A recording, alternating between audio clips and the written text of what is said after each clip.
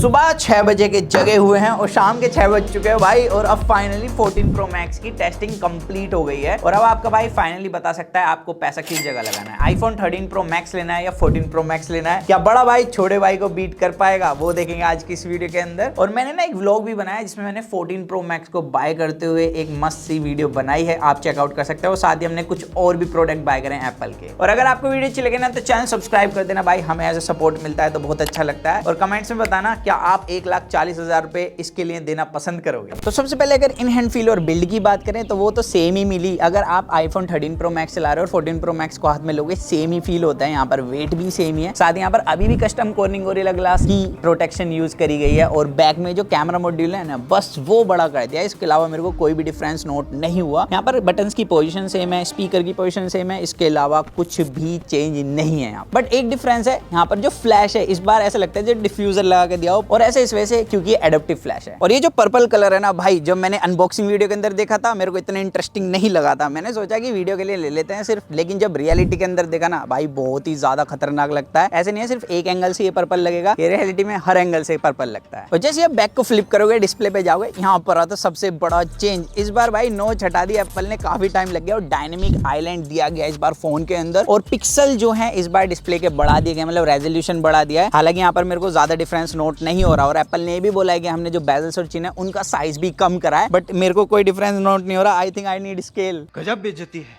But एक difference तो मुझे नोट हुआ है जो एप्पल ने ही बोला है। पहले मिलती थी 800 to 1200 निट्स की पीक ब्राइटनेस, और इस बार ऑलमोस्ट ट्वाइस कर दी है। अब मिलती है 1600 to 2000 निट्स की पीक ब्राइटनेस। एंड यहाँ पर आउटडोर के अंदर जब मैं दोनों फोनों को यूज कर रहा हूँ साइड बाय साइड, तो यहाँ पर भाई 14 Pro Max की डिस्प्ले ज्यादा ब्राइट फील हो रही है। अभी जो डायनेमिक आइलैंड दिया है ना भाई, ये काफी डिफरेंट लगता है एंड्रॉइड के कंपेरिजन में। अगर इस फोन को कोई फ्रेंड से पहली बार देख रहा है ना, वो पक्का पूछेगा भाई है कौन सा फोन ये। बाकी यहाँ पर जो डायनेमिक आइलैंड है इसमें मेरे को एक चीज अजीब लगी, यहाँ पर ये पूरा ही कट आउट होता है। क्योंकि अगर आप एक सर्टेन एंगल से देखोगे तो यहाँ पर आपको बीच में डेड पिक्सेल्स नोट होंगे। हालांकि यहाँ पर जो इसकी एनिमेशंस हैं वो बहुत ही ज्यादा कमाल के हैं। यहाँ पर अगर आप ऑडियो रिकॉर्ड कर रहे हो या साइलेंट बटन को यूज कर रहे हो, वीडियो रिकॉर्ड कर रहे हो, तो ये बहुत ही कमाल की एनिमेशन शो करता है। इवन चार्जिंग के टाइम पर भी यहाँ पर काफी सही एनिमेशन देखने के लिए मिलती है। बाकी इस पे जब आप टैप करोगे तो काफी कूल सा इफेक्ट देखने के लिए मिलता है। और यहाँ पर जो हैप्टिक्स की इंटीग्रेशन है, मान गए भाई एप्पल को। इसके अलावा जो तीसरा सबसे बड़ा चेंज है डिस्प्ले में, जिसको एप्पल को लाने के लिए काफी टाइम लग गया एंड अभी भी प्रो सीरीज के अंदर ही मिलता है, वो है AOD। बट मुझे बिल्कुल बेकार लगा। यहाँ पर अगर आप फोन को रख दोगे ना, लगता ही नहीं भाई डिस्प्ले ऑफ हुई है। काफी ज्यादा ब्राइट AOD है। एप्पल वॉच तक तो ठीक था, लेकिन आईफोन के अंदर भाई ये सिर्फ बैटरी ही कंज्यूम करेगा और पक्का आप इससे इरिटेट हो जाओगे। मेरे को अच्छा नहीं लगा ये। और इस बार जो एप्पल के इतिहास में सबसे बड़ा चेंज हुआ है, जिसे एप्पल को लाने के लिए 7-8 साल लग गए, वो है हाई रेजोल्यूशन का कैमरा सेंसर। इस बार 48 मेगापिक्सल का कैमरा सेंसर दिया है, लास्ट टाइम 12 मेगापिक्सल का था, और इसी वजह से इसका कैमरा मॉड्यूल का साइज बड़ा हो गया है। बाकी यहाँ पर इसकी वजह से मैंने प्रॉब्लम फेस की है, वो है पहले आप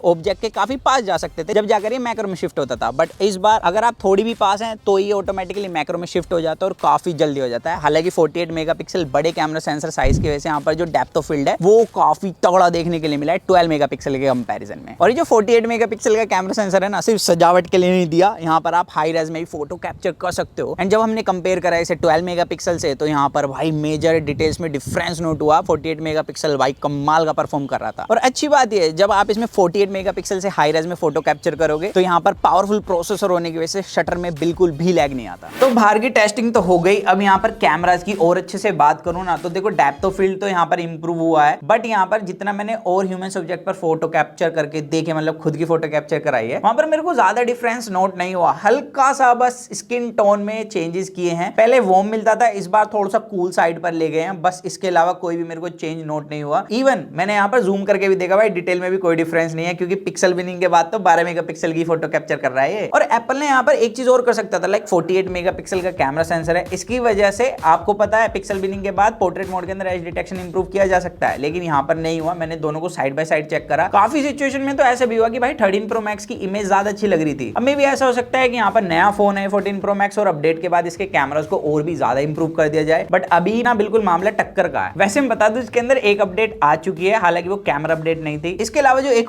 चेंज मिला है कैमरे में वो है भाई इस बार 2x मोड दिया है एप्पल को, लगा इस बार तो भाई 2x भी डाल देते हैं। और जैसे कि एप्पल क्लेम कर रहा है कि भाई हमने लो लाइटिंग परफॉर्मेंस इंप्रूव करी है, तो मैंने लो लाइट के अंदर कुछ फोटोज कैप्चर करी हैं। यहाँ पर आप देख सकते हैं मेरे को ज्यादा डिफरेंस नोट नहीं हुआ, बट यहाँ पर एक बात है, पहले नाइट मोड के अंदर जो कलर्स थे वो काफी वार्म थे, इस बार काफी ज्यादा कूल देखने के लिए मिलते हैं। बट अभी ना रात नहीं हुई, मैं इसको एक्सट्रीम नाइट में भी टेस्ट करना चाहता हूँ। जब आप इस वीडियो को देख रहे होगे तो मैं अपने ट्विटर पर इन दोनों के सैंपल शेयर कर चुका हूँ नाइट मोड के, तो वहां से जाकर आप देख सकते हैं किसका नाइट मोड तगड़ा है। बट लो लाइटिंग परफॉर्मेंस मेरे को दोनों की ऑलमोस्ट सेम लगी है। इसके अलावा जो अल्ट्रा वाइड है उसमें भी एप्पल ने बोला था हमने चेंजेस करे हैं। यहाँ पर अभी भी दोनों के अंदर 12 मेगापिक्सल का ultra wide angle camera sensor है, लेकिन भाई चेंज नहीं, मेरे को यहाँ पर डिग्रेड लगा, क्योंकि जब मैंने फोटोज कैप्चर करी यहाँ पर डायनेमिक रेंज हर एक शॉट के अंदर 13 प्रो मैक्स की ज्यादा अच्छी देखने के लिए मिल रही है। अब अगेन हो सकता है सॉफ्टवेयर से इसे इंप्रूव किया जाए, बट अभी जो है वो आपके सामने है। और इसी के साथ जो टेलीफोटो कैमरा सेंसर है 3x 12 मेगापिक्सल का, उससे भी हमने कुछ फोटोज कैप्चर करी एंड पोर्ट्रेट मोड यहाँ पर फिर से सेम ही है। यहाँ पर हल्के से बस कलर्स में चेंज है, उसके अलावा जो एज डिटेक्शन है बिल्कुल सेम ही देखने के लिए मिलता है। हालांकि मेरे को लगता है Samsung S22 अल्ट्रा का जो पोर्ट्रेट मोड के अंदर टेलीफोटो कैमरा सेंसर है वो इसके टेलीफोटो कैमरा सेंसर को बीट कर सकता है in terms of as detection. इसके अलावा फ्रंट कैमरे में मेरे को कोई डिफरेंस नोट नहीं हुआ है सिवाय कलर्स के। यहाँ पर कलर्स में हल्का फुल्का चेंज है, जो कि हर बार एप्पल अपनी नई सीरीज के अंदर करता ही है। डिटेल सेम देखने के लिए मिलती है पोर्ट्रेट मोड में, एज डिटेक्शन सेम है। एंड यहाँ पर जैसे ऑटो फोकस दिया गया है 14 प्रो मैक्स के अंदर,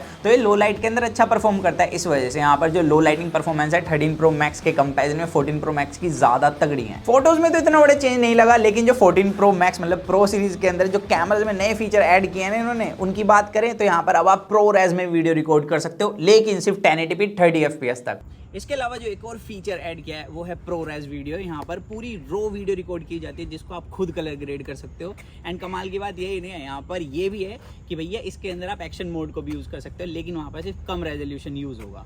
इसके अलावा एप्पल जो सबसे ज्यादा मार्केट कर रहा है एक्शन मोड को, तो उसे टेस्ट तो करना बनता है। तो हमने जब किया यहाँ पर 13 प्रो मैक्स से साइड बाय साइड, तो स्टेबलाइजेशन बहुत ही ज्यादा इंप्रूव हो चुकी है और आपको एक्चुअल में गिम्बल की जरूरत नहीं है। लेकिन अगर आप हाई रेजोल्यूशन में वीडियो रिकॉर्ड करना चाहते हो तो एक्शन मोड के साथ आपको 2.8K का लास्ट ऑप्शन मिलता है। एंड 2.8K के लिए आपको चाहिए ज्यादा लाइट, क्योंकि यहाँ पर मैंने ग्रेन्स नोट करे हैं 2.8K में। अब जब ना एप्पल ने अपना iPhone 14 प्रो मैक्स लॉन्च किया था, तो मैंने देखा भाई कमर्शियल्स में जो सिनेमैटिक मोड है उसमें एज डिटेक्शन इंप्रूव लग रहा था, लेकिन रियलिटी में तो भाई सेम ही लगा। यहाँ पर कोई भी डिफरेंस नोट नहीं हुआ, ना ही कलर्स में ना ही एज डिटेक्शन के अंदर, और सेम ही सीन भाई फ्रंट कैमरे में। बाकी जो यहाँ पर नॉर्मल वीडियो है उसमें तो भाई दोनों ही फोन सिमिलर परफॉर्म करते हैं, सिर्फ फर्क आता है हल्के फुल्के कलर्स का, जो कि आपको गौर से देखने के बाद ही पता लगेगा। तो एप्पल जितनी मार्केट कर रहा है iPhone 14 प्रो सीरीज को कैमरा को लेकर कि इसके कैमरास ऐसे हैं, तो मेरी टेस्टिंग में तो मुझे भाई सिमिलर ही परफॉर्म करते हुए दिखे। इवन 13 प्रो मैक्स किसी सिचुएशन में ज्यादा अच्छा परफॉर्म कर रहा है। बाकी यहाँ पर हो सकता है इन फ्यूचर ही अपडेट से 14 प्रो मैक्स के कैमरास को और इंप्रूव कर दें, या हो सकता है 13 प्रो मैक्स के कैमरास को और बेकार कर दें। तो ऑल ओवर यहाँ पर कैमरास के लिए ओपिनियन यही है, अगर आप 13 प्रो मैक्स यूज कर रहे हो तो आपको जरूरत नहीं है बिल्कुल भी 14 प्रो मैक्स पर स्विच करने की। यहाँ पर कैमरास भाई ऑलमोस्ट सिमिलर ही परफॉर्म करते हैं, चाहे लो लाइट की बात हो या डे लाइट कंडीशन की बात हो। थोड़ा बहुत स्किन टोन में डिफरेंस है, और जो मेन डिफरेंस है वो जो नए मोड ऐड किए गए हैं सिर्फ उसी के अंदर है। अब जो मेन डिफरेंस आता है भाई दोनों के अंदर, जिसे एप्पल ने भी नहीं बताया, वो है प्रोसेसर। iPhone 14 प्रो मैक्स में A16 बायोनिक प्रोसेसर दिया है, iPhone 13 प्रो मैक्स के अंदर A15 बायोनिक मिलता है। और सबसे बड़ा जो दोनों में डिफरेंस है वो FinFET प्रोसेस का ही है। पहले A15 बायोनिक 5nm पर बिल्ड था और A16 बायोनिक 4nm पर बिल्ड है। इसके अलावा जो कोर्स हैं वो चेंज कर दिया और हल्की सी क्लॉक स्पीड बढ़ा दी है। और अगर आप किसी वेबसाइट पर जाकर दोनों का कंपैरिजन देखोगे तो सिर्फ 2% का डिफरेंस है, लेकिन हमें थी चुल, हमने भाई दोनों को साइड बाय साइड कंपेयर कर लिया और गीक बेंच में यहाँ पर बहुत ही माइनर से डिफरेंस देखने के लिए मिला। और साथ ही यहाँ पर हमने 3D मार्क भी रन कराया, वहां पर भी माइनर से डिफरेंस था, जैसे कि साइड शो कर रही थी। इसके बाद हमें था N22 रन कराने का शौक, तो हमने वो भी रन करा लिया। स्टार्टिंग में हमने फुल ब्राइटनेस करके दोनों में से ऐप रिमूव करी बैकग्राउंड से, एंड जैसे स्टार्ट करा भाई दोनों के अंदर सिमिलर परफॉर्म कर रहा था। लेकिन जो 13 प्रो मैक्स है, हर बार की तरह एप्पल की जो परंपरा चलती आ रही है, पुराने फोन भाई ब्राइटनेस जल्दी ड्रॉप कर लेते हैं, तो iPhone 13 प्रो मैक्स ने भी जल्दी ब्राइटनेस ड्रॉप कर ली। हालांकि 14 प्रो मैक्स ने भी ब्राइटनेस ड्रॉप करी थी, लेकिन 13 प्रो मैक्स के कंपैरिजन में कम। लेकिन मेरे को लगता है नेक्स्ट ईयर ये भी ज्यादा ही कर लेगा। इसके अलावा जो एंड में स्कोर देखने के लिए मिला उसमें तगड़ा डिफरेंस था, बट यहाँ पर जो ऑल ओवर टेम्परेचर था उसमें दोनों सेम ही थे। यहाँ पर किसी का भी टेम्परेचर ज्यादा राइज नहीं हुआ। तो ये तो गई किताबी बातें, जिन लोगों को किताबी बातें सुननी थी उनके लिए। लेकिन यहाँ पर अगर प्रैक्टिकली बात करें तो हमने दोनों के अंदर जब गेमिंग करी तो सेटिंग सेम मिलती है, यहाँ पर परफॉर्मेंस भी दोनों के अंदर सेम ही है, दोनों इक्वली हीट होते हैं। यहाँ पर बस 13 प्रो मैक्स जल्दी ब्राइटनेस ड्रॉप कर लेता है। इसके अलावा हमने दोनों के अंदर वीडियो एडिटिंग भी करी है, क्योंकि एप्पल कह रहा है कि यहाँ पर थोड़ा सा हमने जीपी इंप्रूव कर दिया है। जब यहाँ पर हमने वीडियो रेंडरिंग करी, दोनों के अंदर ऑलमोस्ट सेम टाइम पर ही वीडियो एक्सपोर्ट हो जाती है। और सिर्फ इतना डिफरेंस था, अगर मैं दो सेम फोन भी रखूंगा ना, शायद उनके अंदर भी सेम ही मिले, इसके अलावा कुछ भी नहीं है। तो ये बोला जा सकता है दोनों ऑलमोस्ट सेम ही है, बस यहाँ यहाँ पर दोनों अलग अलग नाम के साथ आते हैं। इसके अलावा जो दोनों के स्पीकर्स हैं वो इक्वली लाउड है, अच्छे से ट्यून मिलते हैं, हैप्टिक फीडबैक दोनों का कमाल का मिलता है। बट मेरे एक बात समझ नहीं आई, एप्पल ने भाई 31 mAh बैटरी क्यों कम करी है लास्ट ईयर के कंपैरिजन में। यहाँ पर जो चार्जिंग स्पीड है वो तो सेम ही है, लेकिन यहाँ पर बात की जाए बैटरी बैकअप की तो वो हम अच्छे से बता पाएंगे अपने रिव्यू के अंदर, तो उसका वेट करना। और चैनल पर पहली बार है तो चैनल सब्सक्राइब कर देना। अब यहाँ पर अगर मैं स्ट्रॉन्ग ओपिनियन दूं तो भाई 13 Pro Max के कंपैरिजन में 14 Pro Max में क्या क्या चेंजेस हैं। एक डायनेमिक आइलैंड, आउटडोर के अंदर पीक ब्राइटनेस, और साथ ही यहाँ पर जो कैमरा के अंदर एक्स्ट्रा फीचर ऐड करें हैं। उसके अलावा कुछ भी चेंज नहीं है। यहाँ पर कैमरा क्वालिटी सेम है, परफॉर्मेंस सेम है, जो डिस्प्ले क्वालिटी है वो भी ऑलमोस्ट सेम ही मिलती है, और इन हैंड फील तो है। तो यहाँ पर ऑल ओवर कहूँ तो अगर आप 13 Pro Max यूज कर रहे हो तो आपको 14 Pro Max बाय करने की जरूरत नहीं है। अगर आपके पास बहुत ज्यादा अंधा पैसा है तो पेटीएम कर सकते हैं, लिंक इन द डिस्क्रिप्शन में।